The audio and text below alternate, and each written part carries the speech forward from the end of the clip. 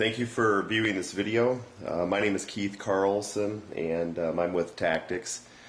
I just want to go over a few basic safety points, and then we'll get into some visual demonstration here as far as clearing this Glock 23, which is a .40 caliber. But before we get into some of the visual demonstration of this, I just want to remind some of the less experienced people in the audience of some basic safety. When handling a weapon, you want to keep your finger off the trigger and outside the trigger guard until you're on target and you're ready to shoot the weapon. And if you're in a defensive position, we do not want to put your finger on the trigger. Again, I stress, do not want to put your finger on the trigger until you're ready to meet the standards of the deadly force statute in your state. Always be sure of the target beyond where your point of aim is, and you obviously have to positively identify your target before you shoot, and you must be convinced that anything that you shoot at must have an effective backstop, as I pointed out earlier.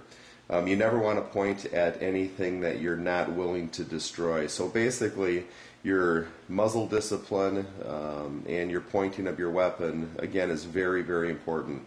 When I handle a weapon, I always have it pointed down, and my finger, again, is off the trigger and outside the trigger guard. Okay, at this point, I'm going to get into what you should do and how you should handle a weapon if you're going to be handing the weapon to someone else. If you're handling a firearm and you're ready to hand it off to someone else, the action of the weapon should be open, either the cylinder of a revolver. We don't have a revolver here to demonstrate, but again, you roll the cylinder out and that would be considered open action. As you can view here in this video, this Glock 23 does have its action open. This is how the weapon should be when you do hand it off to someone else. As far as removing the magazine from a semi-automatic weapon like this Glock 23, you will not be removing the round from the chamber when you drop the magazine, and it's important to understand that that weapon is still hot or able to fire with the magazine removed.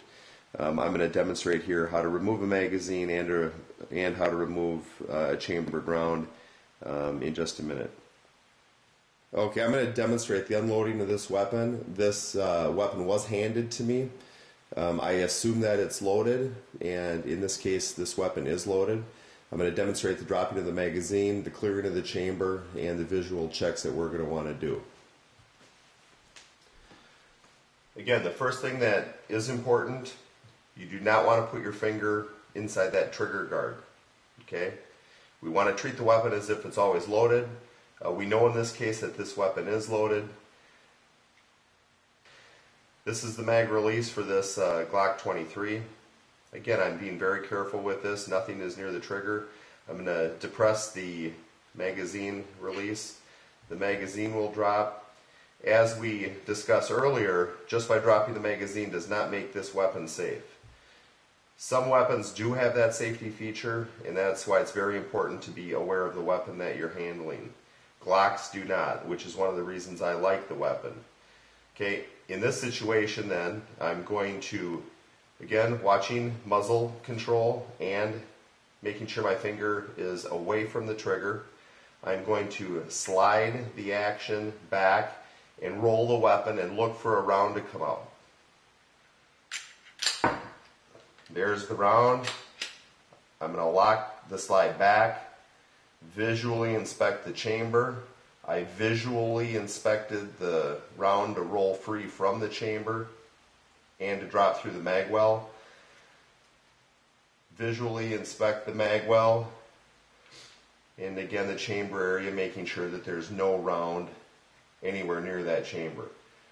Okay, I'm convinced that this now is a unloaded and safe weapon.